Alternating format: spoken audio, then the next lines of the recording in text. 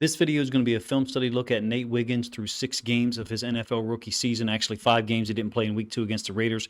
He played 43 snaps against Washington in Week 6. Of course, he had the big defensive pass interference call in the fourth quarter. I believe it's an inappropriate coverage choice by the Ravens coaching staff. We're up 10, inside of 4 minutes left on a 4th and 12. They have the ball on the other side of the 50, so a long way to go. I don't see any point in expediting that process for them, but in any case, I thought he played quite well other than that particular snap. He tempos vertical routes very well.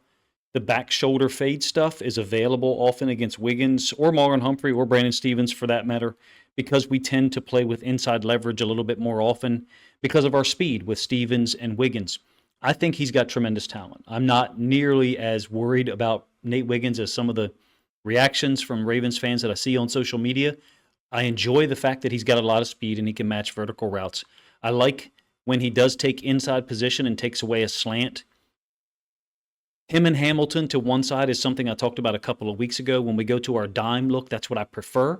And then Marlon Humphrey and Brandon Stevens to the other. Not that we're ever going to switch Humphrey and Stevens and put Humphrey to the outside on our right and Stevens to the slot. My point is, I think that we do a nice job with Hamilton backed off and Wiggins on the line of scrimmage of passing off routes, some of those pick-rub concepts that teams seem to use against us so often because we major in man-to-man.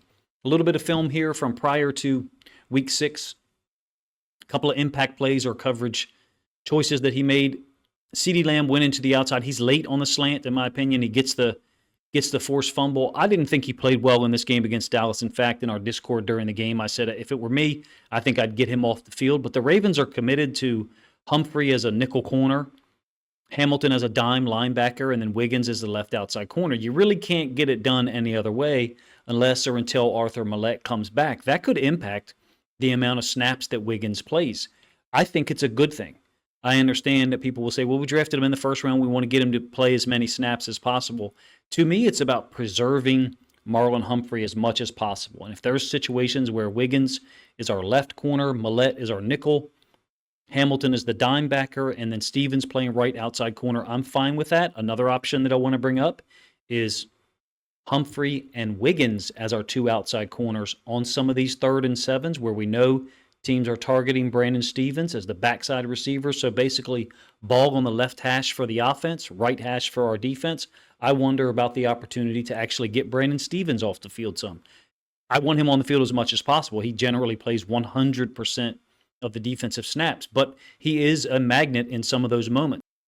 This is an example of kind of what I'm talking about between Wiggins and Hamilton on the same side. Now, Hamilton's playing a little bit further back than he would be if he was playing dime linebacker. He's actually at left safety in this case, but we take away the first read from Josh Allen because he's not sure what's happening over here with Wiggins and Hamilton. First of all, they're both so fast and young. They're able to react quickly. I like those guys on the same side with Wiggins up near the line of scrimmage and Hamilton off. Maybe not this deep. It's a 3rd and 2, so theoretically if Josh Allen wants to throw this thing out there to Shakir, then Hamilton's going to have to make the tackle. Those are the 2 guys I like over there. I almost kind of compare them to a basketball situation where you have a really great defensive point guard and then a small forward guy, and they kind of just switch things off on a pick and roll. Here he is battling Keon Coleman.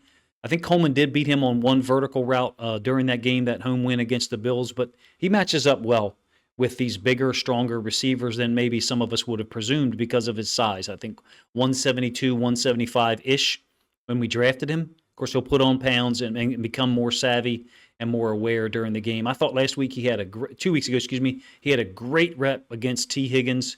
This is a 2nd and 17 in the fourth quarter. Actually, this is when the Ravens get a stop late in the game. We got a sack on the first down from Matabike.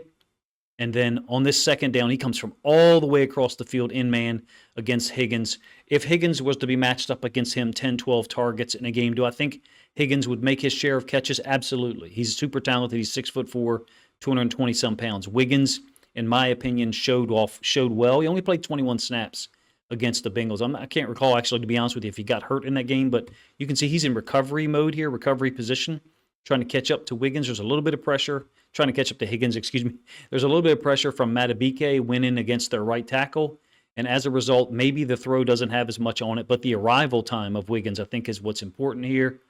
In my opinion, he played quite well against Washington, despite the DPI. which we'll show here near the end. So we're going to go through some possessions here and some of the opportunities to evaluate his play. This is third possession. It's a 3rd and 5. This is one of the few times when Jaden Daniels is able to get away and scramble. A little bit of separation vertically. I think that Wiggins is not threatened by vertical routes at all because he trusts his speed so much. There was one situation against the Cowboys where it clearly was a defensive pass interference called on him. A penalty on Dallas, however, they offset and had to replay the downs. Very fortunate for us. Yeah, the defensive pass interference here against Washington. Look at the young corners that are in the NFL right now, the rookie corners, that is. Many of them have 4 or 5 penalties, in some cases even more than that. I think Wiggins is playing a little more clean than some of the other guys in the league that are rookies. He's actually not on the field on this one. This is a Brandon Stevens target up the left side. Kind of what I was talking about in terms of, I wonder if there shouldn't be times where we put Marlon over there at right side corner, Wiggins at left side corner, and take Stevens off the field in some of these third down moments. I don't mean that he should be taken off, that he's not playing well, but he's a magnet for targets in those situations. I feel like because of his inability to make plays on the ball, quarterbacks look at it as there's no negative to us throwing over there on 3rd and 7, 3rd and 8.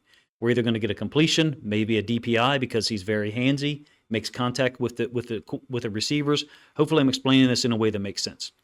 Moving forward, third quarter here, Wiggins is at his customary left outside corner position. Like I said, he played over 40 snaps this game, matched up well with Noah Brown. Noah Brown's a big, strong, physical guy, formerly of the Cowboys and then I believe the Texans as well. A little bit of a back shoulder throw. I think Wiggins loses his footing for a moment here. I'll try to pause it at the instant where it occurs. So he recognizes that Brown is putting his foot in the ground. I think you've got the shadow of the ball or the ball right here. So Jaden Daniels getting rid of it quick. It's a back shoulder throw on a 3rd and 5, like I said, early in the third quarter.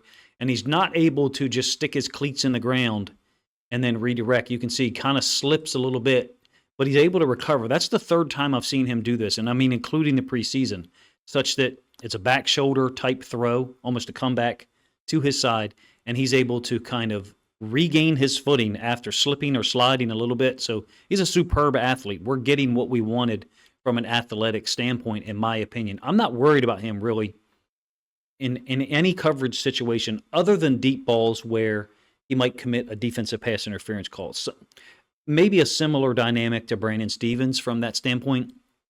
I'm not sure that that'll follow him throughout the course of his career, to be honest with you. I think he's way smarter in zone than people give him credit for.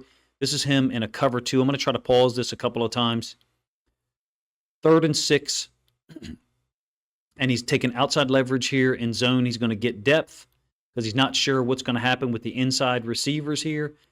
I think he does a great job, eyes into the quarterback, but also seeing and having awareness of some type of range of peripheral vision in terms of the routes that are developing to the inside. And you'll actually see him as Daniels breaks contain. First of all, he knows it. He's aware of it. Second of all, he's going to look a couple of times at the receiver to try to get in that window and basically not give Daniels a lane to throw the football. I think this is Kyle Hamilton sitting here almost in a direct line. So Daniels has to throw it over the top of him as Ngakoue is chasing him out of there. Wiggins, in my opinion, has a much higher awareness in zone than people give him credit for. Of course, we got another drop of a potential interception. I think that one was our Darius Washington. I would like to see us play more zone at times to that side, especially if we're going to have guys like I'd like to see Ngakoue get on the field a little bit more. He's a guy who can win organically, in my opinion, doesn't necessarily need scheme to make things happen. This is a really smart play by Wiggins to force the ball inside. They're going to pin down on Tavius Robinson. It's essentially our pin pull sweep play, except they're running it with the quarterback, and the halfback is going in opposite motion. So they're pulling 2 linemen out in front. It's the center and the guard. You got a down block by the right tackle, a pin down block. I think it's McCaffrey pulling the guard, pulling the center out to the edge. And the only guy that's here from a force player standpoint, because Tavius Robinson is pinned down inside, is Wiggins. And he sets this thing inside. Basically, if Jaden Daniels wants to commit to it and follow these 2 guys, cool. It looks like there's a little bit of a lane there, but there's recovering inside-out defenders named Roquan Smith and Nnamdi Madubuike, as well as Tavius Robinson. Jaden Daniels makes the smart decision for a quarterback on a 2nd and 10 and gets out of bounds. We're early fourth quarter. I think Wiggins is a far more balanced corner football player than we in Baltimore maybe give him credit for, because we've only seen him play, I think, 2 preseason games and then now 5 regular season games. Basically, I think he's got an incredibly bright future, and I think he played well against Washington, well enough for me to say I'd like to see him on the field a lot more often. 40, 45 snaps a game makes sense to me. Marlon Humphrey, in my opinion, is playing the best in our secondary, not including Kyle Hamilton. So I would still like to preserve him as much as possible, keep Marlon Humphrey fresh, because we have so much depth there. They're trying to sell, Noah Brown's trying to sell him a little bit with an outside step. And again, Wiggins is not threatened by these things at all. So he really doesn't even react to it other than opening his hips a little bit. But he's got inside position, able to put his hand up as like a stop sign and basically get first hands on the ball that's thrown on an inside position or inside angle by Jaden Daniels. Left outside corner position down here at the bottom of the screen, 2nd and 7 later in the fourth quarter. You guys have to let me know what your perception of Wiggins is or was during the game. And then after watching some of this film and maybe stuff that other Ravens content creators have put out, I think he's in good coverage relationship, stronger than people would probably presume because of his height and weight, particularly coming out of the draft. 2 plays after that sack there, this is the 4th down coverage call that I think is a very inappropriate and short-sighted coverage call by our staff. There is 4 minutes left in the game, actually a little less than 4 minutes. It's 4th and 12. We're up 30-20. I would propose that we put our DBs in a better position rather than press trail with no help whatsoever. So we got Brandon Stevens here, man, Wiggins, man, and I think this is Humphrey, man, on a slot receiver with absolutely no help at all. I get it. Coming into the game, Jaden Daniels was given credit for being such a big scrambler. I think he had 200 yards rushing coming into the game, so there's a threat there. I get it from a statistical standpoint. He had 22 yards on Sunday. And I feel like at this point, we should have an awareness that our 4-man rush is disrupting what they're trying to do. If you want to bring a 5-man rush, fine, or some kind of overload. I haven't seen too many of those concepts, basically an overload, trying to force him to his left. Actually, I think it was Romo during the game talked about he's more of a runner when he goes to his left. I don't give you the end zone angle of this one, but I will say this. There is a point in time here where Wiggins is grabbing. I think it's right around the 45, right around this area here where he's got his head back looking to see, potentially where the football is. So he's grabbing now and then starts to let go of Noah Brown. It should be called. It is a defensive pass interference.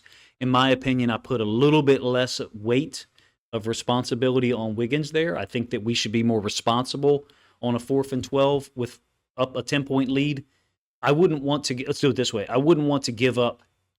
The ball was snapped there from their own 42. I wouldn't want to give up a 58-yard touchdown with 4 minutes left and a 10-point lead. I would prefer for them, Washington, to have to go another 6, 7, 8, 9 plays in order to get a touchdown and close to within 3. And to me, that coverage call right there opens up the door to giving up a bigger play. Well, in this case, we did in the form of a pass interference penalty. Wiggins got to play it better? Sure. Talk about him turning and finding the ball if you want. I would say the onus should be on the professional coaching staff who makes those decisions to put players either in positions to succeed or not. And in my opinion, we did not do our job from a Ravens defensive coaching standpoint. You guys let me know if you agree with that thought. You might agree with part of it, but not the whole thing. And what you think of Nate Wiggins' play specifically, let's do it this way, specifically against the Commanders. You have that defensive pass interference penalty that's going to cloud a lot of our opinion. Other than that, I think he played a pretty clean game and matched up well with Noah Brown. Didn't seem like he was matched up a whole lot with Terry McLaurin for whatever reason. If you enjoyed the video, please let me know in the comment section. Kind of try to save some of the rookie videos until Tuesday and do more conceptual stuff on Monday, especially when the offense is as unstoppable and impressive as ours was. So that's why offense videos pretty much all day Monday, defense Tuesday into Tuesday night. I hope to do a video, probably another video on Roquan Smith, because I think he played very well in coverage, and I think he also did a nice job twice on like secondary contained situations against Jaden Daniels, really supporting a D-line that I think led the way for the Ravens in controlling Daniels and at least limiting his options throughout each play. Appreciate you guys' time, man. If you enjoyed the video, like I said, please let me know in the comment section, and please consider grabbing a link to this video, sharing it out on social media to help this content get more reach.